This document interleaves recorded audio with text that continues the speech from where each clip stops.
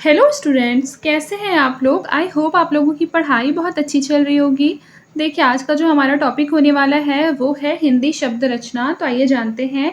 शब्द रचना का जो आशय है वो नए शब्दों का निर्माण, शब्दों की बनावट और शब्द गठन से है। इसके अंतर्गत उपसर्ग, प्रत्यय और समास आदि आते हैं, जिसमें सबसे पहली बार हम लोग क्या पढ़ेंगे? उपसर्ग पढ़ेंगे। तो चलिए आइए शुरू करते हैं। देखिए, उपसर्ग जो होता है ना, उपसर्ग को शब्दों से पहले जोड़ा जाता है। ये मैंने हालांकि ग्रामर की क्लास में पढ़ाया है, और अगर आप लोगों ने नहीं देखा होगा तो CGPSC का जो हिंदी है, हिंदी भाषा का एक प्लेलिस्ट बना होगा, उसमें लगभग मुझे लगता है 70 क्लासेज हैं। अगर आपने वो क्लासेस देख ली तो आपके लिए कहीं ना कहीं ये जो प्रोसेस है ना, UGC नेट हिंदी निकालने का, वो कहीं ना कहीं बहुत आसान हो जाएगा। तो एक बार जब आप इस क्लास को शुरू करेंगे उससे पहले ये भी आप देख लीजिएगा। देखिए, लिखा है इस प्रकार, जो शब्दांश शब्दों से पहले जुड़कर अर्थ को बदल देते हैं वह क्या कहलाते हैं? उपसर्ग कहलाते हैं। जैसे देखिए, प्रहार यानी कि प्रहार, विहार, विहार मतलब क्या होता है? रहने का स्थान। अब देखिए उपसर्ग के भेद। तो उपसर्ग के 3 प्रकार के भेद होते हैं। पहला तत्सम, फिर तद्भव और फिर विदेशज शब्द। देखिए, तत्सम उपसर्ग क्या होते हैं? तो हिंदी में प्रयोग किए जाने वाले सभी उपसर्गों का जो उद्गम है वो किससे हुआ है? संस्कृत से हुआ है। एकदम नोट डाउन कर लीजिए, याद रखिएगा कि हिंदी में प्रयोग किए जाने वाले सभी उपसर्गों का उद्गम कहाँ से हुआ है? संस्कृत से हुआ है। संस्कृत में कितने उपसर्ग हैं? 22 उपसर्ग हैं। कई बार ये भी पूछ लिया जाता है। ये जो उपसर्ग है वो निम्नलिखित है। उपसर्ग के अर्थ एवं उनके शब्द रूप। देखिए, उपसर्ग अति और उसका अर्थ हो जाएगा अधिक, ऊपर, उस पार या उल्लंघन। और इसके जो शब्द रूप है वो क्या हो जाएगा? अत्याचार, अतिशय, अतिकाल, अत्यधिक, अतिदृष्टि। यहाँ पर क्या लगा हुआ है? अति उपसर्ग लगा हुआ है। और अति का क्या अर्थ होता है? अधिक। फिर देखिए, अधि, अधि का क्या अर्थ होता है? अधि का अर्थ होता है ऊपर या स्थान में श्रेष्ठ, उसको बोलते हैं अधि। और अधिकरण शब्द रूप कौन कौन से हो सकते हैं? अधि से तो अधिकरण हो सकता है, अधिकार हो सकता है, अधिभार, अध्यात्म। अध्यात्म में कौन सा उपसर्ग है? मान लीजिए क्वेश्चन ये पूछ देता है MCQ में कि अध्यात्म में कौन सा उपसर्ग है, तो अध्यात्म में अधि उपसर्ग है। याद रखिएगा, अध्यात्म में कौन सा उपसर्ग है? अधि उपसर्ग है। फिर देखिए, अभी, अभी का मतलब होता है सामने, अधिक या और इससे बने शब्द रूप कौन से हैं? अभी उपसर्ग से तो अभिनय, अभिलाषा और अभिसार। फिर अनु, अनु का मतलब होता है पीछे, समान या साथ। तो याद रखिएगा, बेसिकली जो अनु है उसको लगा के शब्द रूप बनता है अनुक्रम, अनुज, अनुशासन, अनुस्वार। उसके बाद अब का हो जाएगा बुरा, हीन, अभाव, दूर और उल्टा। शब्द रूप कौन सा हो जाएगा? अपकीर्ति, अपयश, अपभ्रंश और अपमान। फिर देखिए, अव का मतलब होता है नीचे, हीन, अभाव या बुरा। तो शब्द रूप कौन सा हो जाएगा बताइए? शब्द रूप बनाया गया है अब उपसर्ग लगा के, अवगत, अवनति, अवसर और अवस्था। अब उसके बाद देखिए, उप, उप क्या है? एक तरीके का उपसर्ग है। उप का मतलब होता है निकट, गौड़ या सदृश। और उपसर्ग लगा के बनाया जाता है उपहार, उपकार, उपदेश, उपक्रम और उपलक्ष्य। और उत का अर्थ होता है ऊपर, ऊंचा या श्रेष्ठ। अब उत उपसर्ग लगाकर बनाया जा सकता है उत्कर्ष।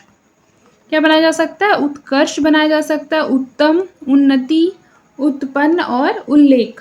याद रखिए, उल्लेख में कौन सा उपसर्ग है? तो उपसर्ग है। याद रखिएगा, उल्लेख में कौन सा उपसर्ग है? तो उत उपसर्ग है। फिर है दुर्दुष। दुर्दुष का मतलब होता है बुरा, दुष्ट या कठिन।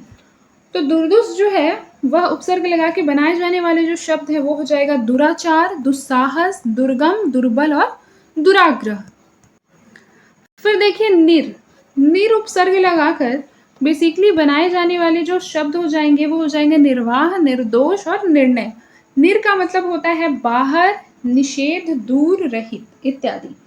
निस जो है उसका मतलब होता है बिना या बाहर। तो बेसिकली इससे बनाए जाने वाले जो शब्द हैं ये हो जाएगा निस्संदेह, निष्कासन और निस्वार्थ। उसके बाद है परा।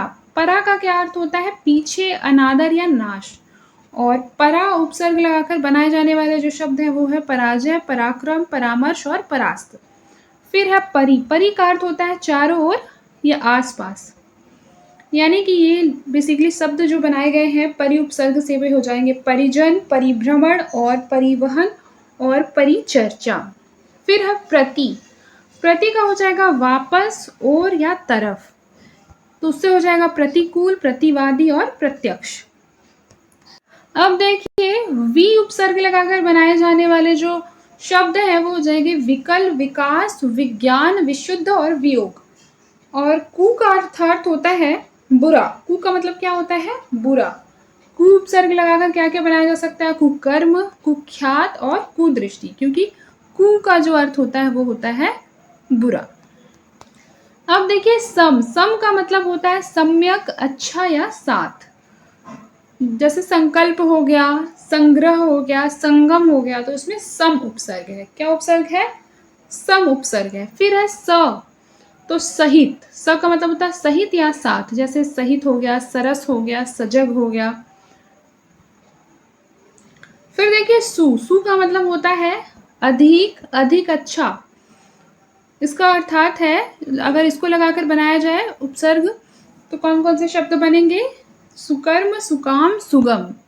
फिर है नी। नी का मतलब होता है भीतर या बाहर, जैसे देखिए निक्षेप, निदर्शन, निपात, निबंध, निकम्मा। फिर है प्र। प्र का मतलब होता है अधिक या आगे, तो प्रमाद, प्रकाश, प्रख्यात। फिर है आ। आ लगाकर बनेगा, आ का क्या अर्थ होता है? तक, और समेत। तो ये हो जाएगा आकर्षण, आमरण, आहार और आचरण।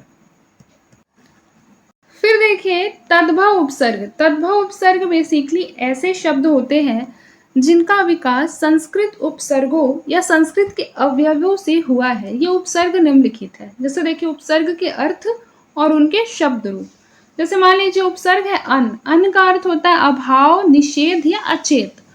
और अन्न उपसर्ग से बने हुए शब्द रूप देखिए अनमोल, अनमेल, अनचाहा। फिर उन। उन का क्या अर्थ होता है? उन का अर्थ होता है एक कम, जैसे 29, मतलब 30 से एक कम 29। उन का मतलब ही होता है एक कम, 29। फिर 49, 59। फिर देखिए बिन। बिन का मतलब होता है निषेध या अभाव। बिन का क्या मतलब होता है? निषेध या अभाव। जैसे देखिए लिखा है बिन देखा, बिन जाने या बिन माने। फिर देखिए अध। अध का मतलब होता है आधा। अध का क्या मतलब होता है? आधा। जैसे देखिए यहाँ लिखा अध कच्चा। क्या लिखा है? अध कच्चा, अध पक्का, अध मरा। भर का मतलब होता है, बोलते हैं ना पेट भर खाना, मतलब पूरा भर के पेट को खाना। तो वही बोल रहे हैं, भर का मतलब होता है पूरा या ठीक। जैसे आप बोल सकते हैं भर पेट, भरपूर, भरमार, भरकोस। भर का मतलब ही होता है पूरा। अब देखिए औ का मतलब होता है हीन या निषेध, जैसे औगुण, औघट, औसर। नी का मतलब होता है निषेध, अभाव या रहित, जैसे देखिए निश्चय, निहत्ता, निकम्मा, निडर, निधड़क। फिर है दुह का मतलब होता है बुरा या हीन, जिसे बोल सकते हैं दुकाल, दुर्बल, दुष्कर्म और दुष्चरित्र। फिर देखिए क का मतलब होता है बुरा, जैसे देखिए कपूत, कचोट इत्यादि। फिर है कु का मतलब होता है बुरा, जैसे देखिए कुचाल, कुचैला और कुचक्र। फिर देखिए अ का मतलब होता है अभाव या निषेध, जिसे बोल सकते हैं अधूता, अथाह और अटल। फिर देखिए पर का मतलब होता है दूसरा, बाद का, यानी कि परलोक, परोपकार, परसर्ग और परहित। अब देखिए हम लोग आगे पढ़ेंगे विदेशज शब्द, सॉरी विदेशज उपसर्ग। तो देखिए विदेशों से आए हुए उपसर्ग को विदेशज कहते हैं। जैसे देखिए कुछ विदेशज उपसर्ग निम्नलिखित हैं। जैसे अब हम लोग पढ़ेंगे अरबी के उपसर्ग। सबसे पहले हम लोग क्या पढ़ेंगे? अरबी के उपसर्ग। अरबी के उपसर्ग में पहला है अल। अल का अर्थ होता है निश्चित। अल का क्या अर्थ होता है? निश्चित। जैसे कि अलमस्त, अलगरज, उसके बाद है अलबत्ता। फिर है एन। एन का मतलब होता है ठीक, पूरा, तो उसको बोलते हैं एन वक्त, एन जवानी। फिर है फी। फी का मतलब होता है प्रत्येक, फी सैकड़ा, फी आदमी। फिर देखिए गैर। गैर का मतलब होता है भिन्न या फिर विरुद्ध, जैसे गैर वाजिब, गैर सरकारी और गैर हाजिरी। फिर उसके बाद है बिल। बिल का मतलब होता है साथ, बिल मुक्ता, बिल्कुल। फिर उसके बाद होता है ला। ला का मतलब होता है बिना, जैसे लाचार, लावारिस, लाजवाब, लापरवाह, लापता और लाइलाज। फिर देखिए बे का मतलब होता है बिना, जैसे बेतरह, बेवकूफ, बेरहम, बेइज्जत और बेचारा। अब देखिए फारसी के उपसर्ग। फारसी के उपसर्ग में पहला है कम, कम का मतलब होता है थोड़ा या हीन। शब्द रूप कौन कौन से बन सकते हैं? कम कीमती, कमजोर और कम हिम्मत। खुश, दूसरा क्या है? खुश। खुश का मतलब होता है अच्छा। जैसे देखिए खुशकिस्मत, खुश शक्ल और खुशबू। ब का मतलब और में या अनुसार, जैसे बदौलत, बदस्तूर, बनाम। बद का मतलब होता है बुरा, बदनाम, बदबू, बदहजमी, बदमाश, बदनसीब और बदतर। ना अभाव, नादान, नापसंद, नाराज, नामुमकिन और नाउम्मीद। दर, दर का मतलब होता है में। दर का क्या अर्थ होता है? में। जैसे दरकार, फिर दरखास्त, दर हकीकत, दरकिनार।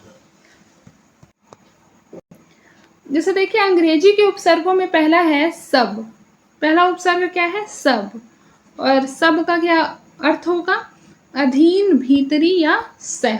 क्या होगा? अधीन, भीतरी या सह। और शब्द रूप कौन कौन से होंगे? तो सब रजिस्ट्रार, सब जज, सब ऑफिस, सब कमेटी इत्यादि। हाफ, हाफ का अर्थ होता है आधा या अर्ध, जैसे कि half pant, half mad, half tone इत्यादि। फिर हेड, हेड का क्या मतलब होता है बताइए? देखिए हेड का अर्थ होता है प्रधान। जैसे आप लोगों ने सुना भी होगा ना कि ये यहाँ के हेड है, इस तरीके का बोलते हैं ना। प्रधान या फिर प्रमुख कह सकते हैं, जैसे हेड कांस्टेबल, फिर head mistress, head office, head post office इत्यादि। फिर देखिए वाइस, वाइस का मतलब होता है उप या फिर नायब या फिर छोटा, जैसे vice captain, vice principal, vice president. अब देखिए प्रत्यय, तो शब्दों या धातुओं के अंत में जोड़े गए शब्द जो है वो प्रत्यय कहलाते हैं। जैसा कि यहाँ पे है ना मनुष्यत्व, तो त्व प्रत्यय जुड़ा है तो इसलिए बना जा रहा है मनुष्यत्व। अब देखिए प्रत्यय के भेद, तो प्रत्यय के दो भेद है, एक होते हैं कृदंत प्रत्यय, एक होते हैं तद्धित प्रत्यय। कौन कौन से होते हैं? एक होते हैं कृदंत प्रत्यय, एक होता है तद्धित प्रत्यय। फिर उसके बाद देखिए कृदंत प्रत्यय क्या होता है? तो कृत प्रत्यय क्रिया या धातु के अंत में प्रयुक्त होते हैं और उनके योग से बने जो शब्द होते हैं वो कृदंत कहलाते हैं। कृदंत प्रत्यय के निम्नलिखित 5 प्रकार है, याद रखिएगा कृदंत प्रत्यय के 5 प्रकार होते हैं। कई बार एमसीक्यूज में पूछ लेता है। जैसे देखिए पहला है भाववाचक धातु के अंत में जब आ, आई, आन, आप, आस, बड़ी, तू, ती, अंति, फिर हट, र, नी, न आदि शब्द जोड़ने पर भाववाचक कृदंतीय संज्ञाएं बनती है। आइए एग्जाम्पल से समझते हैं। जैसे देखिए आ प्रत्यय लगाकर बना छापा या गुजारा। फिर आई प्रत्यय लगाकर बना चराई, रुलाई, लिखाई, लड़ाई। फिर आव प्रत्यय लगा के धुलाओ, चुनाव, घुमाओ। ई प्रत्यय लगाकर डोली, बोली। फिर ती प्रत्यय लगाकर बढ़ती, रहती, बहती। ये सब क्या हो जाएगा? भाववाचक कृदंत संज्ञाएं हो जाएंगी। ठीक है, याद रखिएगा। अब देखिए कर्मवाचक धातु के अंत में ना या नी आदि शब्द जोड़ने पर कर्मवाचक कृदंतीय संज्ञाएं बनती हैं। जैसे कि देखिए ना या नी लगाकर बना रहा है खाना, पीना, सोना, आना, जाना।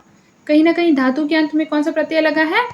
ना प्रत्यय लगा है या नी प्रत्यय। ठीक है, जैसे देखिए सूंघनी, छननी, घुटनी, ओढ़नी, यहाँ पर नी प्रत्यय है।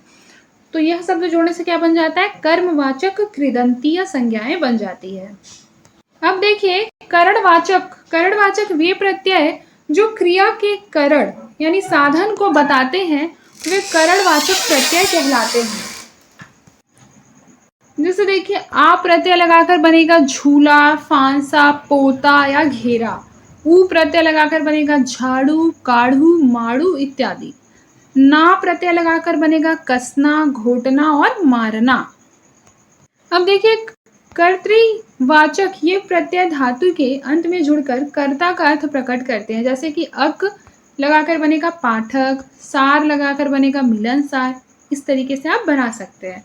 फिर है क्रियावाचक प्रत्यय, तो क्रियावाचक वे प्रत्यय जो कि क्रिया का बोध कराते हैं क्रिया बोधक प्रत्यय कहलाते हैं। देखिए यहाँ साफ साफ लिखा आहट, घबराहट, चिल्लाहट, हड़बड़ाहट, कहीं ना कहीं यहाँ पर क्रिया का बोध हो रहा है। ठीक है, इस तरीके से बोल सकते हैं हम ये क्या है? क्रियावाचक प्रत्यय है। अब देखिए तद्धित प्रत्यय, तो धातुओं को छोड़कर शेष शब्दों के आगे प्रत्यय लगाने से बने शब्द तद्धित प्रत्यय कहलाते हैं। उदाहरण के लिए समझना का समझ, तो यहाँ पर ना को छोड़कर जो सामने का मूल शब्द था वह क्या कहला रहा है? तद्धित प्रत्यय। याद रखिएगा कि धातुओं को छोड़कर शेष शब्दों के आगे प्रत्यय लगाने से बने शब्द तद्धित प्रत्यय कहलाते हैं। जिसमें कि आप समझ सकते हैं कि धातु कौन है? जांचना में जांच धातु है, चमकना में चमक धातु है और यहाँ पर ना प्रत्यय है। तद्धित प्रत्यय 6 प्रकार के होते हैं, जिस प्रकार से कृदंत प्रत्यय कितने प्रकार के होते थे? 5 प्रकार के होते थे। देखिए पहला हो जाएगा भाववाचक। वे प्रत्यय जो भाववाचक शब्दों का निर्माण करते हैं भाववाचक प्रत्यय कहलाते हैं। जैसे आप समझ भी रहे होंगे, जैसे देखिए आ प्रत्यय लगाकर अगर हम बनाए तो जोड़ना, सराफा, बजाना, बोझा इत्यादि। जैसे देखिए आई प्रत्यय लगाकर बोला जाए भलाई, ठिठाई, चतुराई, कहीं ना कहीं ये क्या है? भावना है। ये भाववाचक एक तरीके से बोला जाए तो संज्ञा में जुड़कर बनाए गए प्रत्यय हैं। अब देखिए कर्तृवाचक। वे प्रत्यय जो कर्तृवाचक शब्द बनाते हैं कर्तृवाचक प्रत्यय कहलाते हैं। जैसे एड़ी, एड़ी प्रत्यय लगाकर बनेगा गंजेड़ी, नसेड़ी, भंगेड़ी इत्यादि। अब देखिए लिखा है संबंधवाचक। वे प्रत्यय जो संबंधवाचक शब्दों का निर्माण करते हैं संबंधवाचक प्रत्यय कहलाते हैं। जैसे देखिए एरा, एरा लगाकर बनेगा चचेरा, ममेरा इत्यादि। इक प्रत्यय लगाकर बनेगा शारीरिक, मानसिक। अप्रत्ययवाचक। अप्रत्ययवाचक, अप्रत्ययवाचक क्या हो जाएगा बताइए? वे प्रत्यय जो संस्कृत के प्रभाव के कारण संज्ञा के साथ लगने पर संतान का बोध कराते हैं। किसका बोध कराते हैं? संतान का बोध कराते हैं। अप्रत्ययवाचक प्रत्यय कहलाते हैं। जैसे देखिए बड़ी वाला जो प्रत्यय अगर वो लगाएंगे तो जानकी, मैथिली।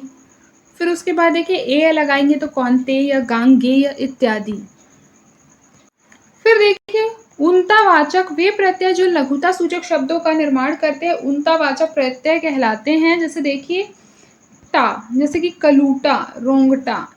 टी में हो जाएगा चोटी, बहुटी इत्यादि। ये सब क्या है? उनतावाचक प्रत्यय है। अब देखिए स्त्रीवाचक। वे प्रत्यय जो स्त्रीलिंग का बोध कराते हैं ऑब्वियस सी बात है स्त्रीवाचक प्रत्यय कहलाएंगे। जैसे आइन, जैसे आप लोगों ने सुना होगा ठाकुर का क्या हो जाता है? ठाकुराइन हो जाता है। आनी का देवरानी हो जाता है। आ का छात्रा इत्यादि। अगली क्लास में हम लोग पढ़ेंगे समास। ठीक है, तो आज के लिए बस इतना ही। मिलते हैं नेक्स्ट क्लास में। तब तक के लिए अपना ख्याल रखिए और मन लगाकर पढ़ाई करते रहिए।